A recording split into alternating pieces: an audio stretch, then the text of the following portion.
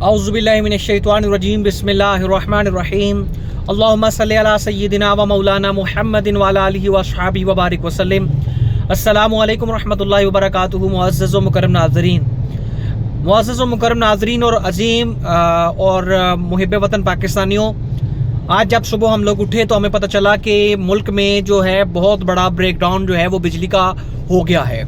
और वज़ीर तवानाई खुर्रम दस्तगीर साहब सामने आते हैं और वो बताते हैं जी तकरीबन 12 से 13 घंटों में इस मसले को सॉल्व किया जाएगा, या 24 घंटों में इसको सॉल्व कर लिया जाएगा, या 48 घंटों में, या फिर कोई मसला नहीं। जब तक आप लोगों ने जलील होना है, आपने होना है। हमारे घरों में तो खैर जनरेटर हुआ वो 1 सेकंड के लिए बंद नहीं होता, और यहाँ हमारे कनेक्शन जो है वो 1 मिनट के लिए भी बिजली के बंद नहीं होते, तो हमारे लिए वो परेशानी नहीं है। कभी इस मुल्क में डैम के नाम पर पैसा इकट्ठा किया जाता है, और कभी इस मुल्क में सियासी जमातें जो हैं वो नूरा कुश्ती खेलती हैं और डैम नहीं बनने दिया जाता, कालाबाग डैम, और ताकि हमारी जो बिजली की सहूलतें हैं वो हमें ना मिल सकें। इसी तरह किसी दिन हम उठेंगे सुबह और हमें बताया जाएगा कि मुल्क में जो है वो ऑयल ख़त्म हो गया, पेट्रोल ख़त्म हो गया, पेट्रोल आपको नहीं मिल रहा। इसी तरह हमें किसी दिन उठेंगे, हमें पता चलेगा जी आटा भी ख़त्म हो गया, चीनी भी ख़त्म हो गई, दाल भी ख़त्म हो गई है, और अब आप लोग जो हैं यहाँ पर बर्दाश्त करें। और क्योंकि ये सारी मुसीबतें, ये सारी परेशानियाँ, सारे बहरान और सब किस्म के जो मुसीबत, मुसीबतें, मलामतें, बलाएँ, ये सारी आपके लिए हैं, आपने बर्दाश्त करनी है।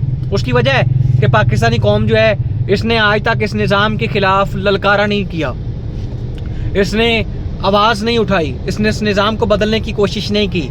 और इस निज़ाम में ये सारे, लेकिन अल्लाह पाक ने इन सबको नंगा कर दिया है। अब आप लोगों को पहचानना होगा कि पूरी ज़िंदगी हम देखते रहे, हमारे बुज़ुर्ग देखते रहे कि पहले डिक्टेटरों ने हमारा बुरा हशर किया, फिर हमारे ऊपर सियासतदान मुसल्लत हुए, तो उन्होंने क्या किया, एक दूसरे को गालियां देनी और वोट बनाने और वोट लेने, और हम लोगों ने पागल बनना और इस निज़ाम को आगे चलने देना, और उनको वोट दे के आगे उनको जो है वो असम्बलियों में पहुंचाना। उन्होंने खैर असम्बलियों में पहुंचे और उन्होंने वहाँ पर जाके अपने सराय के, किसी ने सराय महल जो हैं वो तमीर किए, किसी ने कनाडा में अपने एवन फील्ड जो है वो तमीर किए, और अपने असासे जो हैं वो बाहर बनाए। और ये सारा जो बहरान है, इससे आपको भी पता है, मुझे भी पता है, आपकी नस्लें भी जानती हैं, मैं भी जानता हूँ कि इससे सियासतदान को फ़र्क नहीं पड़ना। ये सारे बहरान जब पैदा होंगे, एक दिन हम उठेंगे सुबह, हमें बताया जाएगा कि मुल्क डिफ़ॉल्ट हो गया है और वज़ीर आज़म शहबाज शरीफ साहब मुल्क से फ़रार हो गए हैं, और जो इमरान खान साहब हैं वो भी यहाँ से चले गए हैं, और मौलाना फजल रहमान साहब भी चले गए हैं, और यहाँ से जरदारी साहब, बिलावल भुट्टो साहब वो भी गायब हो गए हैं। और मुल्क किन का है, वो पाकिस्तानी कौम का है। कर्जा किसने लिया है, पाकिस्तानी कौम ने लिया है। तो वो सारी जो है आपने और हमने ही जलील होना है, इनको कोई फ़र्क नहीं पड़ना। अभी आप सुबह से बिजली आपके पास नहीं है, किसी MPA, किसी MNA के घर में चले जाएं, अगर उसके घर में पानी की शॉर्टेज ना हो, पानी आपको ना मिले, तब मुझे बताएं। अगर उसके घर में बिजली का बंदिश नज़र आए तब मुझे पूछें। लेकिन इनके घरों में 1 सेकंड के लिए भी कोई बिजली बंद नहीं होती, कोई इनके घरों में जो है वो पानी का मसला नहीं होता। आपके घरों में सुबह से पानी नहीं है, आपके घरों में सुबह से गैस नहीं है, आपके घरों में जो है वो आपके जो बुज़ुर्ग हैं वो लाइनों में लग लग के आटा ख़रीदते हैं, सस्ता आटा लेने के लिए बाहर जाते हैं, और सुबह से शाम तक वो जलील और रुसवा होते हैं और परेशान होते हैं, और फिर जाके कहीं एक वक्त की रोटी का आटा जो है वो सस्ता आटा परचेज करके लाते हैं, और कई लोग उसमें मर भी जाते हैं, किसी को हार्ट अटैक आ जाता है, कोई किसी के पैरों के नीचे दब जाता है।